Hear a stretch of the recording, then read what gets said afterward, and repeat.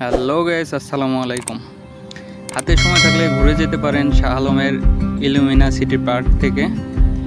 এখানে কৃত্রিম আকারে বিভিন্ন জিনিস প্রদর্শন করা হয়েছে, যেমন পৃথিবীটাকেও কৃত্রিম আকারে প্রদর্শন করা হয়েছে।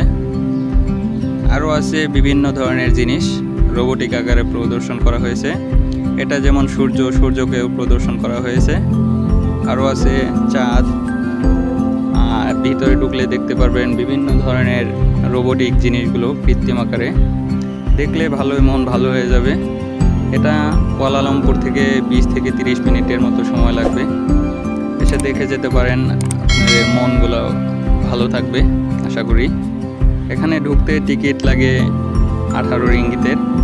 আসলে পরে টিকিট কাউন্টার পেয়ে যাবেন, টিকিট কেটে ভিতরে ঢুকতে পারবেন।